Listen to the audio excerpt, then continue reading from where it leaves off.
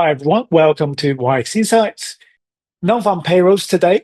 The headline numbers exceeded the street estimate. So the actual number came in at 139K versus the forecast of 126K.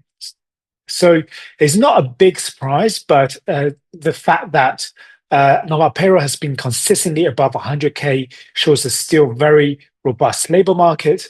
The Fed find themselves in a comfortable situation to keep rates at a high rate today. So they're not in a rush or being pressured to lower rates imminently.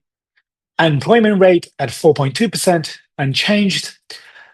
So the red line for the Fed is around 4.7%, as shown in the quarterly economic projections. 4.2%, again, very comfortable for the Fed. And actually, the average hourly earnings beat the forecast, came in at 0.4% month on month. And typically, the average hourly earnings have a strong association with core CPI, this services inflation, later in the month.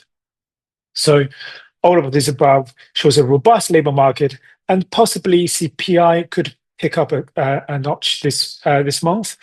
And the Fed shouldn't be rushed to cut just yet. So yesterday in our article, we actually predicted this exact combination of outcomes. We said our machine learning model predicted that unemployment rate would be unchanged. There was a small tick up, but that will be rounded down to the same 4.2%. And also the model suggests an above estimate Nonfarm payroll numbers. So we saw yields ticking up today by 10 basis points across the curve, reversing what happened earlier in the week. So the Nonfarm payrolls has played out exactly how we expected, which is great. So now looking at the next couple of weeks into July, what we are getting into is a difficult period of seasonality headwinds for equities. So this is SPY with a 20 years history. What we can see is that going into June, from end of May to June, there's usually a late charge in the market moving higher. However, moving to the second week of June onwards, into the end of the month, we see equities pulling back generally by over 1% on average, which is quite a lot. If you think about on average, the stock market only delivers 9 to 10% each year. Looking at the FOMC predictions, what we're seeing is that the Fed is now expected to cut just 3 times in the next 12 months before June. So today's job market data essentially unwound a lot of the yields move from early in the week. And now the market is back to expecting just 3 cuts in the next 12 months, which means the market doesn't expect a recession. I think the yield curve as an indicator by the New York Fed suggests there's only 30% chance of recession. Looking at the YXI signals, this set of signals has been broadly stable for the past few weeks. Essentially, risk on for SPY, QQQ, Bitcoin, and the Max 7 stocks, and risk off for TLT.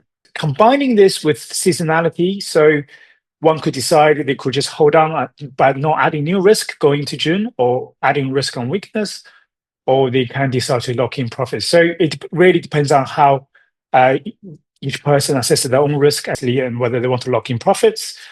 But I use all the tools in combination, the macro, the quantitative, the seasonality, the individual fundamentals valuation, as well as technical analysis to arrive at my overall personal preference. In terms of the model performance, looking at since launch, obviously Tesla fell by 14% yesterday, so that took off a lot of the gains. But otherwise, SPY, QQQ up 5 to 7% since launching in mid-May, which is not bad for 1 month. Especially, this wasn't accounting for the sharp rise of the April rally. And also, Amazon probably similar as last week, and Microsoft the stock just keeps on making new highs each day. While my technical analysis would normally expect a pullback right now, but it has just been going higher. So, and the model has been very much risk on to capture that gain. SPY, what we're seeing is that SPY has pushed a new high from the April low. So now we are probably just a couple of, 2% below the all-time high. So we're almost there. And getting to the all-time high would get us to the 1.382 extension of this wave one. So I do think this alternative bearish count has more or less been invalidated. And I think we should get to this early into next week if seasonality doesn't kick in. But even if it turns down from here into a wave four or retesting the 200 EMA, I'm still happy with the overall theme of a 5-wave impulsive upside. Looking at QQQ, so actually QQQ has done very well. It's moved above the 1.382 extension of this wave one. So definitely a very bullish reversal from this drawdown. And I would not expect a new low from here, but also is sitting right below this resistance trend line that used to be support between October and February. So this trend line now is acting as a resistance and is only slightly below the all-time high again. So I wouldn't be surprised if QQQ turns down from here, both from the equity seasonality perspective, but also this resistance. But also, we are already at the wave 3 target, which is normally the 1.382 extension or plus of wave 1. So it's ticking all those boxes. If I didn't have a trade on, I probably wouldn't chase it here. But whether to hold or to take profit here, that's probably up to the individual. Looking at oil, oil has made some progress this week, which invalidated my prior read. So previously, I thought this is a 1, 2, 3, and wave 4 stopping here. And I was expecting wave 5 new low. What seems to have manifested is a possibly ABC pattern here for this rally. And this wave C at 100% extension of wave A would normally stop around 72 to 74. So we're very close. We're at 71, just shy of the screen box. So I'm not surprised if it retests this 200-day moving average before heading down for wave 5 low. Obviously, if it moves decidedly above this and above this overall channel trend line, we're having to relook at this count. Maybe we're starting a new wave 5, the wave 3 of wave 5 type of thing. But right now, I'm still thinking this is the ABC of wave 4, and this is overlapping with wave 1. That is a ending diagonal for this wave overall wave C. And the wave 4 could overlap with wave 1 in this case. And often in commodities, the waves are not that clean. So the rules between wave 4 and overlapping with wave 1 is often breached, especially from intraday highs and lows. Looking at PLT, so given what I said about yields after today's data, I do think overall we're heading lower, so yields higher and bond prices lower. And now, especially with this new big, beautiful bill that's being passed in Congress, it's not been completely done yet, but if it gets passed, fiscal spending is going to expand. That will add more budget deficit, which means the government will have to issue a lot of new bonds to the market. So in the absence of Fed's new QE, so even if, say, Fed doesn't do QT or just does nothing, um, the I think the overall bank reserve balance sheet will be fairly constrained in taking on all of this new debt issued by the government in the next few years. And increasingly, they're looking at private households, foreign buyers, but as we know, a lot of foreign buyers are switching away from bonds and buying gold instead and trying to de-dollarize from the using dollar as a reserve. And private households are quite price sensitive. They don't really want to be bag holders here when they invest in bonds or stocks. So that means if the government does flood the market with a huge supply of 10-year, 20-year, 30-year bonds, we could see yields move materially higher and bond prices moving materially lower. So actually, that is my current expectation, given how things are going. Of course, I could be wrong if TLT re-challenges this 200-day moving average or breaks above this channel. That is a different question. But my primary thesis is that it's going to move in a more bearish direction into the low 80s, if not breaking below 80. Now, looking at Bitcoin,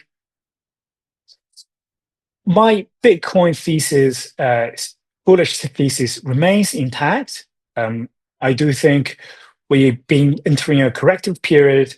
A lot of it's driven by a lag in the global liquidity, the M2. But to be honest, this pullback has been quite shallow. A 10% drawdown is pretty much nothing for Bitcoin.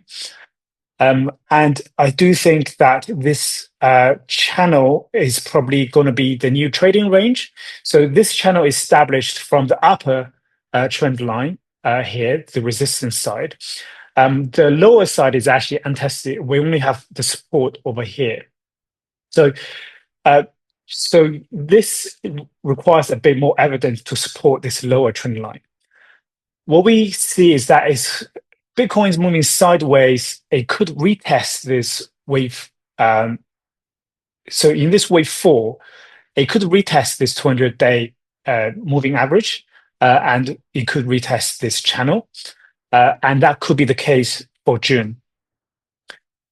However, I don't expect the top to be in already. So I don't think this is the top. I think wave 4 could get all the way down to 100K, below 100K slightly, or even 70 and 98K here. But I don't think this was the top. I still expect at least a wave 5 or this wave 3 around 120K level, and a large degree wave 5 at 135 or even 140 level. So it's quite hard to deduce where this wave 5 is going to be without knowing how this wave 3 finishes. But the overall direction should be higher. And we're seeing a lot of institutional fund inflows for Bitcoin since mid-April, consistent inflows every week, every day. So that bodes really well for overall market moving up into a new all-time high beyond this point. Also looking at the G5 M2 money supply versus Bitcoin, we're entering a period of downturn in the M2 money supply with a 3-month lag. And I think that could continue to be a headwind for Bitcoin in the near term. But this lag should end in about 10 days from here. So we can't really say let's say a 0.1% drop means 5% drop in Bitcoin, for example. It doesn't really directly translate like that because the sensitivity to this changing supply does vary over time. But the broad direction-wise, if this steep downturn in the global money supply driven by essentially higher dollars in that period would coincide with Bitcoin also moving down in the same period. But ultimately, I do expect Bitcoin to follow this M2 money supply line higher after second half of June. Now, looking at gold, we are trading in a fairly well-defined range of this downward channel here. So if you look at this from a non-Elliott wave perspective, you could say this is a bull flag because the primary direction is still up. This is a bull flag, and the next wave is up, and that could well be correct. So I think it's quite early to just say this is the top, and we are definitely breaking down from here. From an Elliott wave perspective, we've had an ABC correction here. Again, that is corrective wave. What we could be having is a flat, and that could be an A, B, C down here, where wave B retraces about 90% of this initial wave A. And so right now, I'm quite neutral on gold without seeing how this next leg plays out. I wouldn't chase it here. However, if one does want to short, I think having the all-time high at the stop is pretty quite sensible with the target of this wave C at the end of this channel. So if we look at wave C as a proportion to wave A, we could have a reasonable expectation that this wave C, the second leg of this correction, could end around 280 to 286. One of the major players, key buyers of gold, China, has actually slowed in its purchases of gold recently. So in the recent 2 months, China has bought half as much gold as they did in the previous month alone.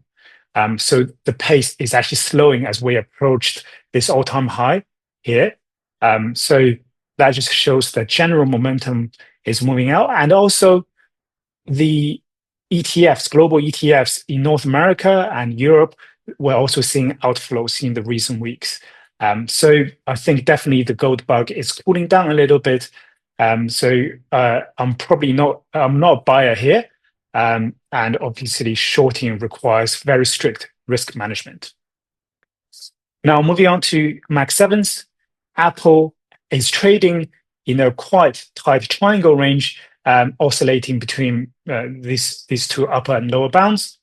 What this means is that, and you can see the volume is building up around this region as well. What this means is that the market has a quite strong consensus on where the price, the fair price of Apple is today, which is 203 and or 200. And without a further catalyst, it's quite hard for Apple to break out either way. And I think the main direction of the next leg will really depend on that breakout.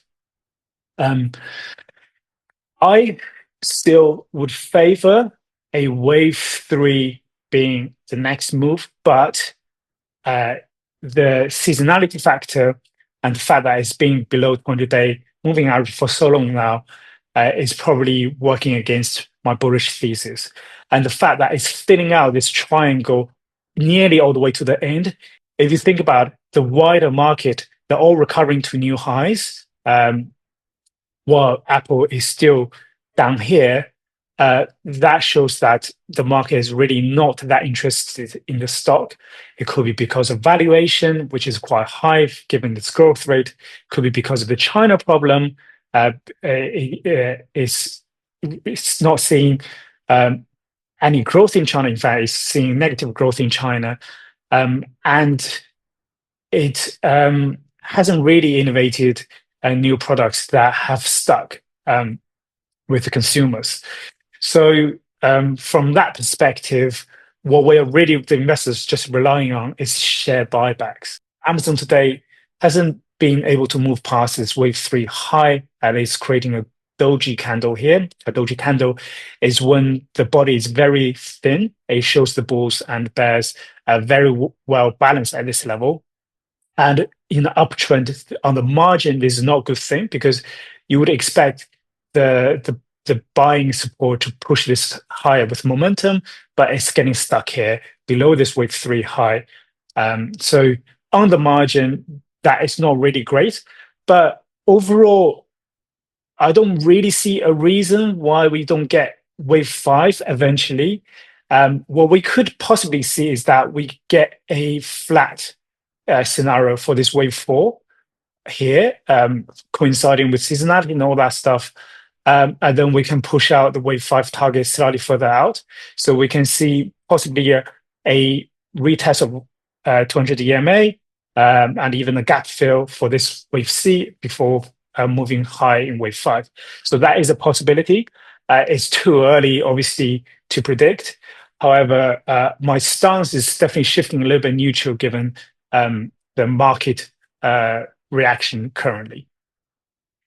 Google, I am very tempted to switch this to the primary perspective, this red wave. I know we have been switching between the bull and bearish perspective since the crash. That's really because the chart pattern isn't all that obvious. So when we have the wave B low here, I think it's quite reasonable to say, okay, we expect Google to reach at least this level in the 170s, which it did. So we're quite firm because it could be in wave C, it could be wave 3, but this is the minimum target we have in either bullish or bearish case. Now it's reached this minimum target and it's turned down from here. We could really be looking at the start of a new wave C or the beginning or a wave 4 pullback. And it's just really not that clear right now which way it is. I'm beginning to lean towards the wave 5 wave thesis because of the strength in the broader market. So Google obviously is a mega cap Mark 7 stock. So it should move with the capital inflows into the US equities. And once we get past this 174 region, we have a volume gap here. So it could reach this wave 5 quite quickly. So we just need a bit more evidence getting past closing above 177 to just be decisively saying, okay, we're not going to expect a new low. We're seeing 5 waves up, and the next retrace is, for example, wave 2. So right now, if this is wave 4, we can see this pull back further to 160 region as it's the 50% retrace of this wave 3. And of course, if it's a broader wave C, we also will see this region being tested. So in either way, we could see 160 again before decisively moving higher. The quantitative signals have been on 1 the whole time, which does give me confidence for holding the stock through the volatility. So Meta, this stock has been very bullish since April. It's actually completed our minimum requirement for all 5 waves. Today is forming a doji right at the upper bound of our wave 5 target.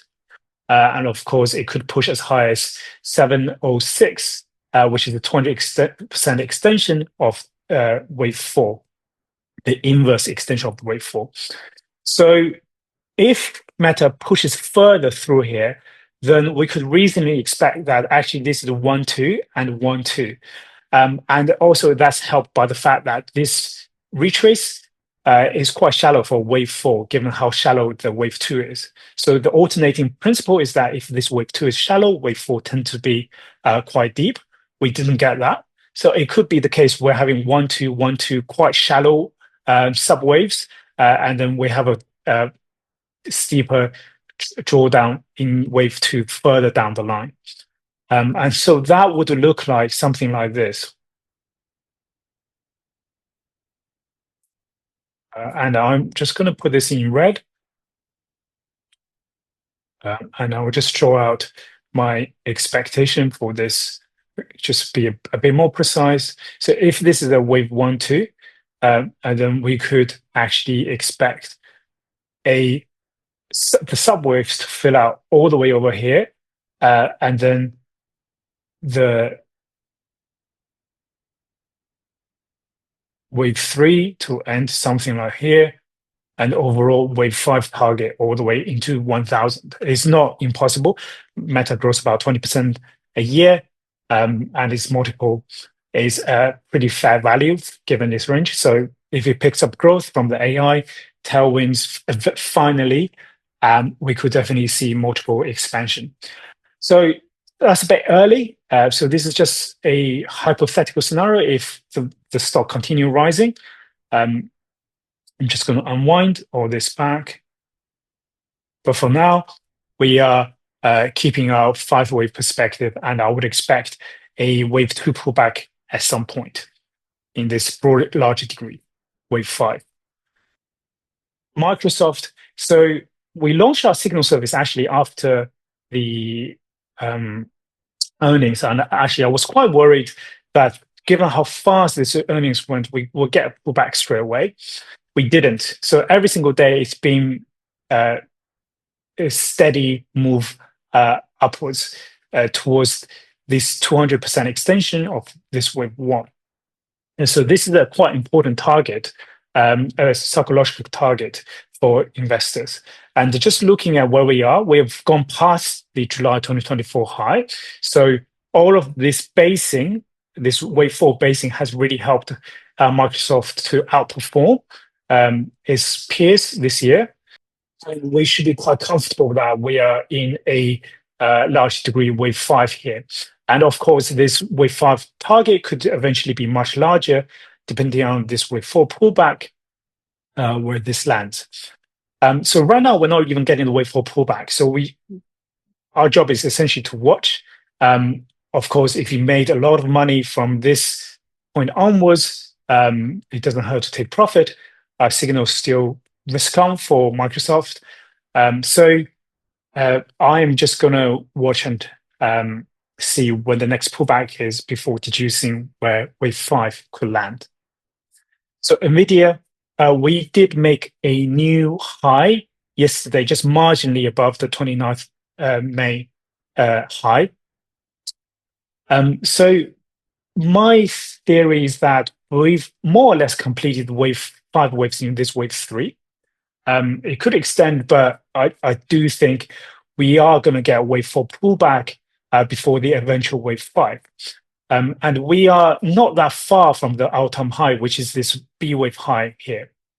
I think we could get a pullback to retest 200 EMA and then move into a new all-time high this year, 170.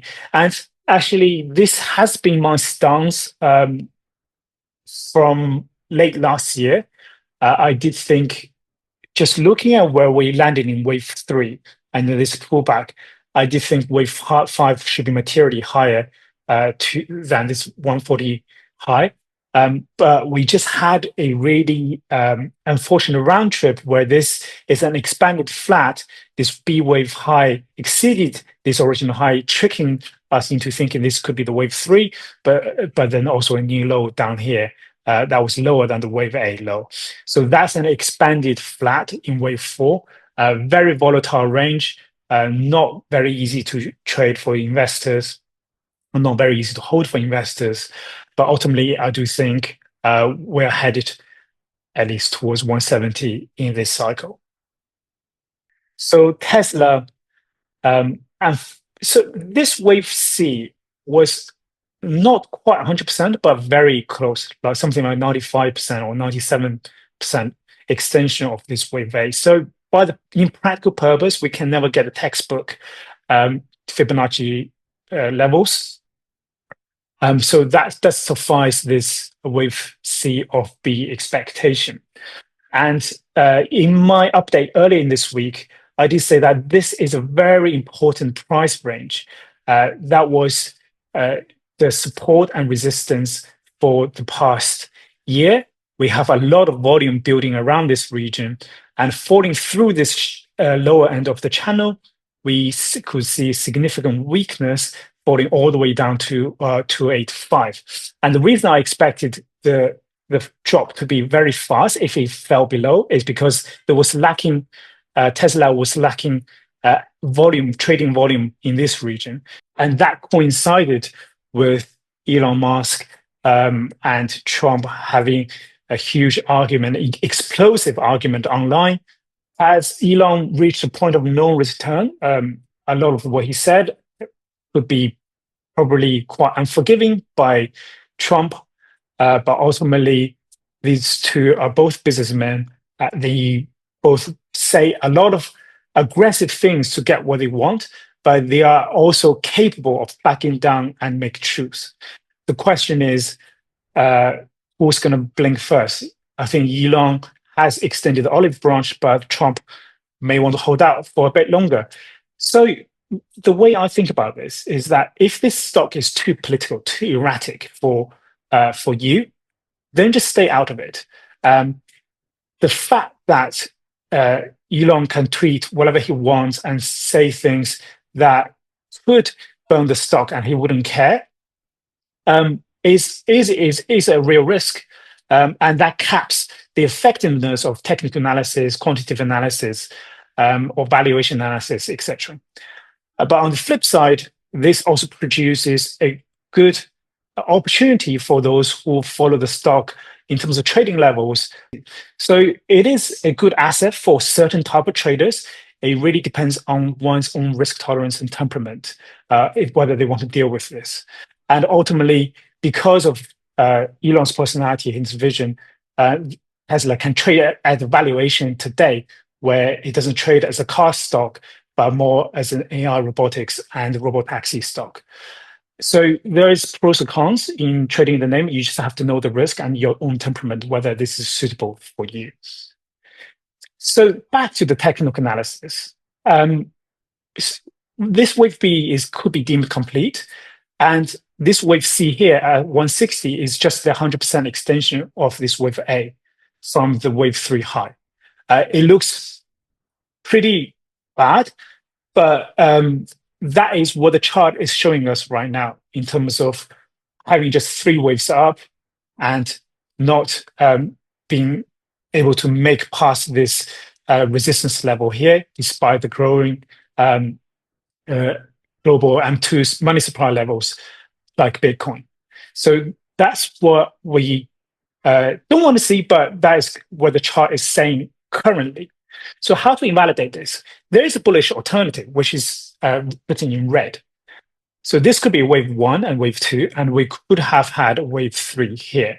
This is just wave 4 job being down here. So now this wave 4 is actually dangerously close to this wave 1 alternative point. So if we actually breach this wave 4, we basically know that this alternative bullish path is not correct. And we're indeed heading lower towards this wave C direction. The good thing is there's a lot of volume here that traded, that was accumulated in this February, April episode. So that could act as a buffer in the near term. So I don't think from here onwards we'll drop below the create a new low that fast, even if the Trump-Elon situation doesn't resolve immediately. There's a lot of dip buying going on in this area. So this area is now acting as a new support in terms of volume. So that is a good thing for those who are looking for an exit. They could look to sell the bounces next, etc. And that could hold our alternative wave 4 expectation for now. So these are the alternatives we've mapped out. And of course, if we can make back into this region, past this channel, make a new high, we're into wave 5, and we know Tesla is back on track to fantastic new highs. SOXX. I do think this wave 4 has now pretty much completed. And interestingly, SOXX hasn't really, if you look at the way this chart is set up, it's not really following NVIDIA that much. In terms of broad directions, yes, but we are still seeing this resistance line from this July 24 high being a key barrier to break. And SOXX has only just made past the 200 EMA, which is of course bullish, but is not on the relative strength level. NVIDIA has definitely acted stronger as the market leader. And also, I do think we're in wave 5. So if SOXX can get past this resistance line, which it should, it could test the wave 5 target around 223 to 227. Again, that's the 1.38, 2 extension, inverse extension of this wave 4. Our chart analysis appears quite simple, but I do find it very effective just looking at the price action combined with the volume and the different Fibonacci levels. And the key is to stay very reflexive. We take new market information and reprogram them into our learning and form a new set of expectations all the time.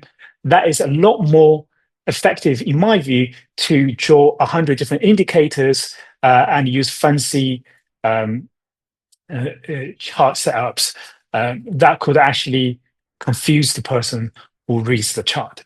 So that's it for today. Any questions, please let me know in the comments on Slack. We'll chat again next week.